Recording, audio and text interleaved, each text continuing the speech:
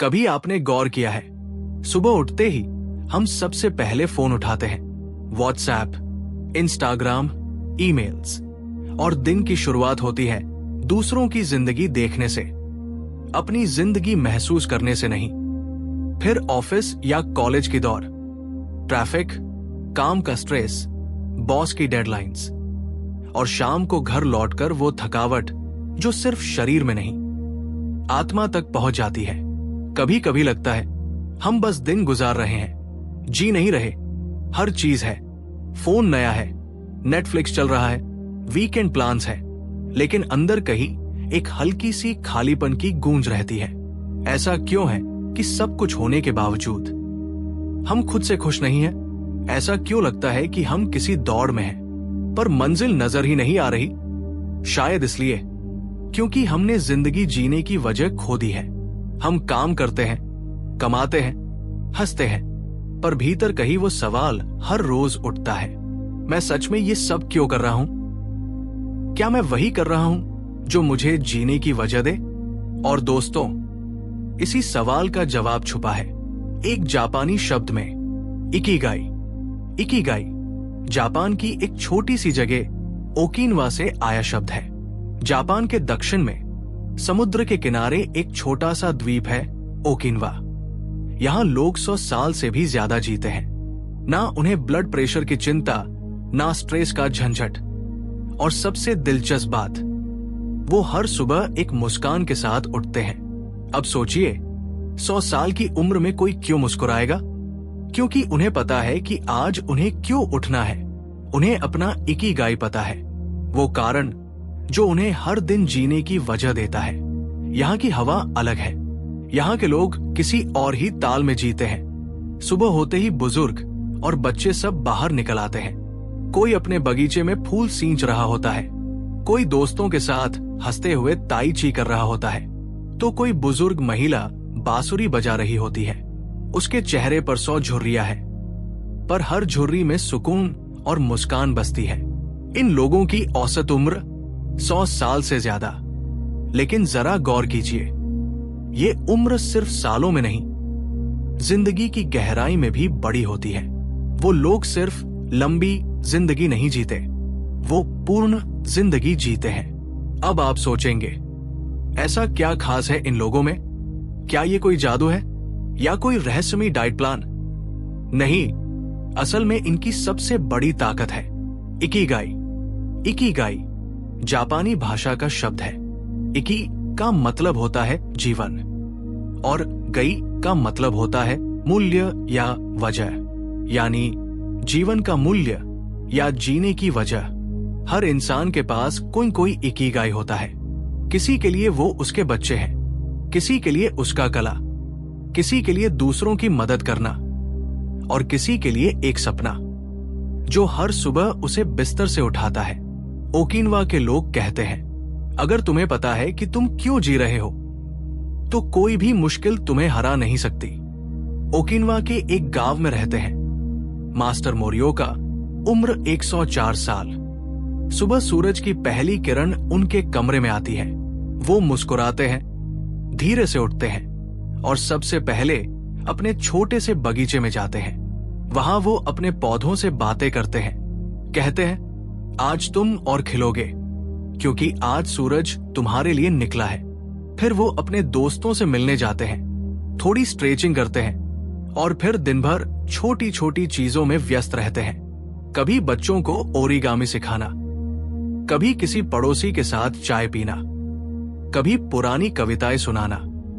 किसी ने उनसे पूछा, आप इतने बुजुर्ग होकर भी इतना खुश कैसे रहते हैं? उन्होंने मुस्कुराते हुए जवाब दिया, क्योंकि मुझे हर दिन का कारण पता है। मैं इसलिए जीता हूं ताकि अपने बगीचे को और खूबसूरत बना सकूं, ताकि बच्चों को मुस्कुराते देख सकूं। यही मेरा इकिगाई है। सोचिए, 104 साल की उम्र में भी अगर कोई इतनी सच्ची मुस्कान के साथ जी सकता है, तो कहीं ना कहीं हम सबके भीतर भी वो शक्ति है। बस हमने अपनी वजहों को धूल में दबा दिया है। अब सोचिए हमारी जिंदगी, हमारे यहां भारत में हम सुबह उठते ही मोबाइल उठाते हैं। ऑफिस के ईमेल्स, व्हाट्सएप ग्रुप्स, इंस्टाग्राम की एंडलेस रील्स, हर तरफ शोर है पर भीतर सन्नाटा। कितनी बार हमने खुद से पूछा, मैं क्यों जी रहा हूं? क्या ये वही काम है जो मुझे सुकून देता है, या बस एक सैलरी साइकिल में फंसकर दिन गिन रहे हैं? इकिगाई हमें यही सिखाता है, जिंदगी में असली संतुलन तब आता है जब हम वो करते हैं जिसे हम प्यार करते हैं, जो दूसरों के काम आता है और जिससे हम अपनी जरूरतें पूरी कर सकते हैं। इन चारों का मिलन ही है इकिगाई।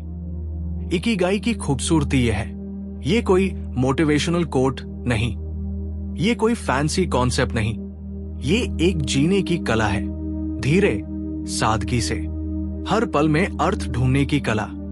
ओकिनवा के लोग कहते हैं, हम इसलिए नहीं जीते क्योंकि हमें जीना है, हम जीते हैं क्योंकि हमें कुछ ऐसा करना है जो हमें जिंदा महसूस कराए। यही फर्क है सर्वाइविंग और लिविंग में। हम सब सर्वाइव तो कर रहे हैं, पर क्या हम जी रहे हैं? लेकिन असली सवाल यह है, अगर इकिगाई इतना खूबसूरत है तो हम में से ज्यादातर लोग उसे ढूंढ क्यों नहीं पाते? क्या हमें पता नहीं कि हम क्या चाहते हैं, या हम भूल गए हैं कि कभी क्या चाहते थे? यही वो बात है जो हम अगले हिस्से में समझेंगे कि आखिर इकिगाई को ढूंढने की शुरुआत कहां से होती है, इकिगाई कैसे ढूंढे, अपने जीवन की वजह पहचानना। कहते हैं हर इंसान के अंदर एक पर्पस होता है, एक ऐसा कारण जो हमें रोजमर्रा की थकान से ऊपर उठाकर जीने का एहसास दिलाता है। लेकिन ज्यादातर लोग उस कारण को कभी ढूंढ ही नहीं पाते। क्यों? क्योंकि जिंदगी के शोर में हमने अपनी आवाज सुनना बंद कर दिया है। खुद से ईमानदार सवाल पूछिए, कभी अकेले में बैठिए, मोबाइल साइड में रखिए और खुद से पूछिए, क्या चीज मुझे वाकई में जिंदा महसूस कराती है? हो सकता है जवाब तुरंत न मिले, शायद वो किसी बचपन की याद में छिपा हो, जब आप स्कूल से लौटकर पेंटिंग किया करते थे, या गिटार बजाते थे, या किसी दोस्त को कुछ समझाते हुए खुद बहुत खुश होते थे। वो जो पल थे वो सिर्फ शौक नहीं थे, वो आपके इकिगाई के बीज थे। हम बड़े होते होते अपनी प्रैक्टिकल जिंदगी के नाम पर उन्हीं बीजों को दफना देते हैं। पर सच्चाई ये है, इकिगाई कोई नई चीज नहीं, वो हमारे अंदर हमेशा से होती है, बस उसे दोबारा जगाने की जरूरत होती है। जैसा किताब में बताया गया है, इकिगाई 4 गोल घेरे हैं जो एक दूसरे को काटते हैं। वो काम जो आप करना पसंद करते हैं, पैशन, वो जिसमें आप अच्छे हैं, प्रोफेशन, वो जिसकी दुनिया को जरूरत है, मिशन, वो जिसके लिए आपको भुगतान मिल सकता है, वोकेशन।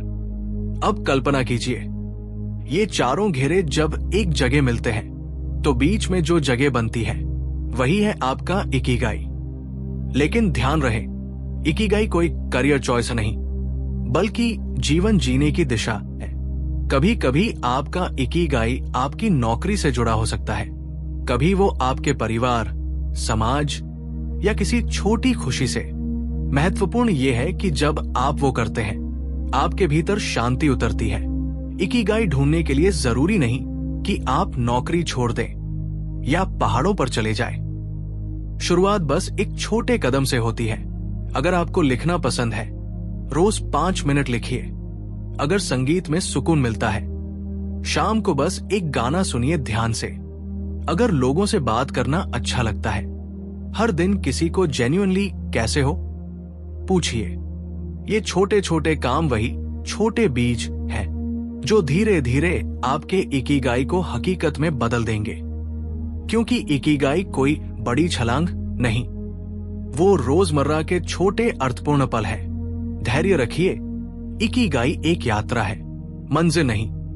इकिगाई को पाना ऐसा नहीं कि आप कल सुबह उठें और बोले, हाँ अब मुझे सब समझ आ गया। नहीं, ये एक यात्रा है, धीरे धीरे खुद को समझने की, अपनी आदतों, अपने डर और अपनी इच्छाओं के बीच संतुलन बनाने की। कभी लगेगा कि आप गलत रास्ते पर जा रहे हैं, कभी लगेगा कि कुछ भी समझ नहीं आ रहा, लेकिन यही वो पल होते हैं जहां विकास छिपा होता है। क्योंकि जितना आप खुद को जानेंगे, उतना ही अपने इकिगाई के करीब पहुंचेंगे।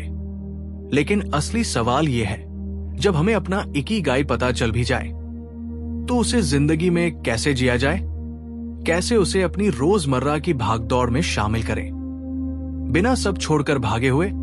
यही बात हम समझेंगे कि इकिगाई को जीना क्या होता है, क्योंकि ढूंढना आसान है पर निभाना ही असली कला है। इकिगाई को समझना आसान है पर उसे जीना यही असली कला है, क्योंकि जिंदगी कोई बड़ी उपलब्धि नहीं, वो रोजमर्रा के छोटे छोटे पलों का ताना बाना है। ओकिनावा के एक छोटे से गांव में सुबह के 7 बजे हैं। सूरज धीरे धीरे समुंदर के पार से उग रहा है और हवा में नमक और फूलों की खुशबू है। एक बुजुर्ग महिला योशिको अपने छोटे से लकड़ी के घर के बाहर बैठी है। उसके हाथों में बुनी हुई टोकरी है। वो टोकरी में ताजे फूल रख रही है जिन्हें वो मंदिर में चढ़ाने वाली है। फिर वो पड़ोस की हानासान से मिलती है। दोनों हंसते हुए बातें करती है। किसी का बेटा शादी कर रहा है, किसी के पौधे में नया फूल खिला है। उनकी हंसी में एक खास सुकून है। कोई जल्दी नहीं, कोई दौड़ नहीं, बस हर पल को अर्थ के साथ जीना। योशिको कहती है, हर सुबह जब मैं ये फूल चुनती हूं तो मुझे लगता है जैसे मैं भगवान से नहीं, खुद से मिल रही हूं।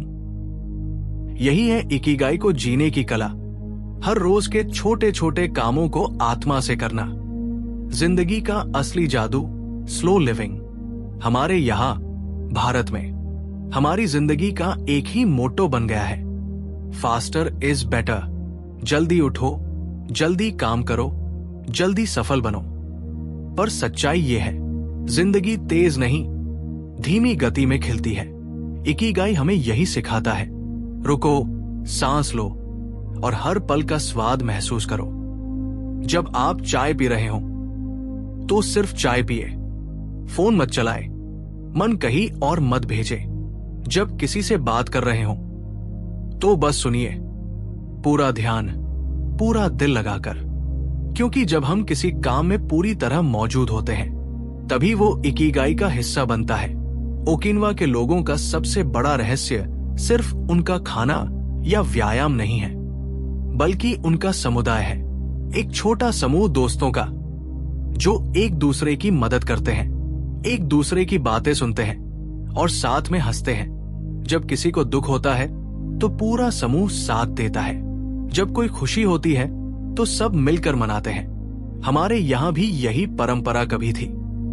मोहल्ले की गपशप, परिवार का खाना साथ में, रात की छत पर बातें, वो सब जो हमें जोड़ते थे।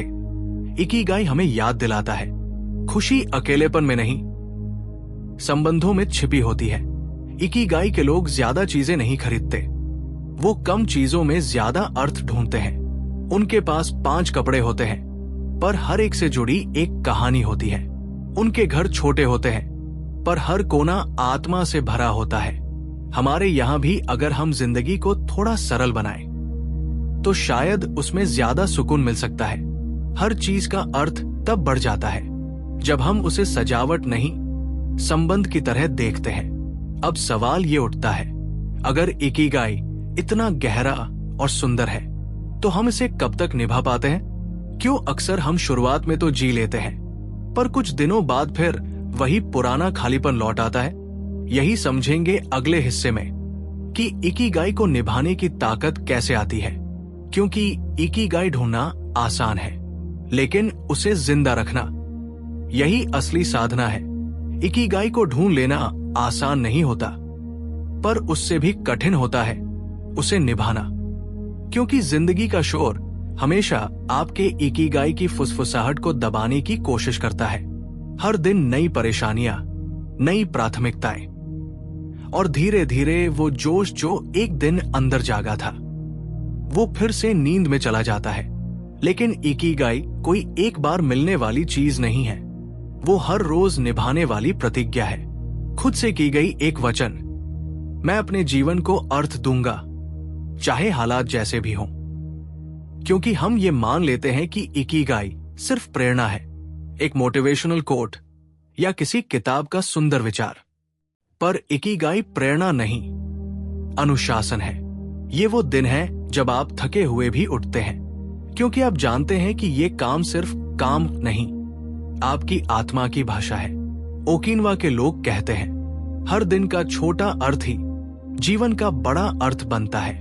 मतलब, अगर आप रोज थोड़ा सा अच्छा करते हैं, थोड़ा सा सच्चा जीते हैं, तो धीरे धीरे आपकी जिंदगी का हर कोना इकिगाई से भर जाता है। अपने इकिगाई को जीवित रखने के 3 सूत्र। आई, कंसिस्टेंसी नॉट इंटेंसिटी। इकिगाई कोई एक दिन का उत्साह नहीं, वो रोज का छोटा अनुशासन है। हर दिन थोड़ा करना वही असली साधना है। धीरे चलो पर रुको मत। जापानियों का यह सिद्धांत ही इकिगाई का दिल है। 2, सेल्फ कंपैशन। कभी कभी आप अपने रास्ते से भटकेंगे, कोई बात नहीं। इकिगाई कठोर नहीं, कोमल होता है। वो आपको सिखाता है, खुद से लड़ो मत, खुद को समझो। 3, ग्रैटिट्यूड। हर दिन एक पल लो और सोचो, आज किस चीज के लिए मैं आभारी हूं। ये छोटा सा अभ्यास आपके मन को केंद्रित करता है और आपको फिर उसी ऊर्जा से जोड़ देता है जहां से इकिगाई शुरू हुआ था। हमारा इकिगाई तब खोता है जब हम ध्यान खो देते हैं, जब हम चीजें क्यों कर रहे हैं ये याद नहीं रहता। सोचिए, आपने खाना पकाया लेकिन जल्दी में, आपने किसी से बात की लेकिन मन कहीं और था, आपने पूजा की लेकिन दिमाग अगले काम में लगा था। तो क्या वो पल सच में जिए गए? इकिगाई को निभाने का मतलब यही है, हर काम में पूरी तरह मौजूद रहना, ना बीते कल में खोना, ना आने वाले कल में भागना, बस अभी में जीना। याद रखिए, इकिगाई को निभाना मतलब है खुद को याद रखना। हर दिन जब आप अपने इकिगाई से थोड़ा दूर जाते हैं, तो बस रुकिए और अपने दिल से पूछिए, मैंने ये सफर शुरू क्यों किया था? वो क्यों आपका लंगर है जो आपको हर तूफान में संभाले रखता है। अब सवाल यह है, इकिगाई को समझ लिया, उसे जीना और निभाना भी सीख लिया, लेकिन इसका असली नतीजा क्या है? किस तरह ये हमारी जिंदगी बदल देता है, हमारे मन की शांति, हमारे रिश्तों और हमारी खुशी पर? कई लोग सोचते हैं ओकिनावा के लोग 100 साल तक जीते हैं क्योंकि उनका खाना हेल्दी है, क्योंकि वो एक्सरसाइज करते हैं, क्योंकि वहां का माहौल साफ है। हाँ, ये सब सच है, पर असली कारण कुछ और है। उनकी जिंदगी लंबी नहीं, अर्थपूर्ण होती है। उनकी सांसें सिर्फ शरीर नहीं, आत्मा को भी जीवित रखती है, क्योंकि हर दिन वो जानते हैं, आज मैं क्यों उठ रहा हूं। ओकिनावा में एक शब्द है, नुची गुसुई, जिसका मतलब है जिंदगी ही सबसे बड़ी दवा है। वो लोग अपने दिल के काम से इतने जुड़े रहते हैं कि बीमारियां भी जैसे दरवाजे पर ठिठक जाती है, क्योंकि जब मन को कारण मिलता है तो शरीर भी उसी ऊर्जा से भर जाता है। आपने देखा होगा, जब किसी के जीवन में लक्ष्य खत्म हो जाता है तो धीरे धीरे जीवन की चमक भी खो जाती है। इकिगाई उस चमक को वापस लाता है। वो सिर्फ जीने की वजह नहीं देता, वो जीने की ऊर्जा बन जाता है। आज की दुनिया में हम हर चीज की दवा ढूंढते हैं, स्ट्रेस की, अकेलेपन की, चिंता की, पर सच्चाई ये है, इन सब की दवा बाहर नहीं, अंदर है। इकिगाई हमें सिखाता है, जब आप अपने काम, अपने रिश्तों, अपने हर छोटे काम में अर्थ ढूंढते हैं तो जिंदगी का बोझ हल्का हो जाता है। जब मकसद साफ हो तो थकान भी सुकून लगती है। अगर आप गौर करें तो इकिगाई का विचार हम भारतीय संस्कृति में भी हमेशा से रहा है। कबीर कहते थे, कबीरा खड़ा बाजार में लिए लुकाठी हाथ, जो घर फूंके आपना चले हमारे साथ। मतलब, जो अपने पुराने भ्रमों को जला दे वो ही सच में जीना सीखता है। गीता में भी यही कहा गया है, कर्म करो, फल की चिंता मत करो। यानी अपने काम में डूबो, अपने इकिगाई में डूबो, बाकी सब अपने आप सही होता चला जाएगा। अब सवाल यह है, हम अपनी रोजमर्रा की जिंदगी में इकिगाई को कैसे जिए? 3 छोटे कदम याद रखिए। हर सुबह खुद से पूछिए, आज मुझे किस चीज से खुशी मिलेगी जो मेरे दिल के काम से जुड़ी हो? ना कि सिर्फ क्या करना है, बल्कि क्यों करना है। रोज एक पल कृतज्ञता का, अपने दिन का एक छोटा सा पल निकालिए और लिखिए, आज मैं किस चीज के लिए आभारी हूं। ये छोटा अभ्यास आपकी सोच को अभाव से आभार में बदल देगा। किसी एक रिश्ते को अर्थ दीजिए। किसी दोस्त, परिवारजन या सहकर्मी से सच में बात कीजिए, बिना फोन, बिना जल्दबाजी के। इकिगाई सिर्फ काम में नहीं, रिश्तों में भी छिपा होता है। जब हम अपने इकिगाई के साथ जीते हैं तो बाहर का शोर हमें हिला नहीं पाता। जिंदगी फिर भी कठिन होती है, पर हम भीतर से टूटते नहीं, बस थोड़े और गहरे हो जाते हैं। ओकिनवा के एक बुजुर्ग ने कहा था, हम हर दिन जीते हैं, मरने से नहीं डरते, क्योंकि हम जानते हैं हमने अपने हर दिन को जिया है। और यही इकिगाई का सार है। लंबी उम्र नहीं, गहरी जिंदगी। अगर इस किताब की ये बात आपके दिल को छू गई हो, अगर आपको भी कभी लगा हो कि जिंदगी में सब कुछ होते हुए भी कुछ कम है, तो शायद अब वक्त है अपने इकिगाई को ढूंढने का। कमेंट में लिखिए, मेरा इकिगाई है, और बताइए वो क्या चीज है जो आपको हर सुबह मुस्कुराने की वजह देती है। क्योंकि जब हम सब अपनी अपनी वजह ढूंढ लेंगे तो शायद ये दुनिया थोड़ी और सुकून भरी हो जाएगी। और हाँ, अगर आप भी अपने जीवन को अर्थ देना चाहते हैं, हर दिन कुछ नया सीखना चाहते हैं, तो इस चैनल किताब समरी से जुड़िए। क्योंकि यहाँ हम सिर्फ किताबें नहीं पढ़ते, हम उनसे जीना सीखते हैं। मिलते हैं अगली वीडियो में, जहां हम किसी और किताब के पन्नों से जिंदगी का एक नया सबक खोजेंगे। तब तक मुस्कुराते रहिए, सुकून में रहिए, और अपने इकिगाई के साथ हर दिन को थोड़ा और अर्थपूर्ण बनाइए।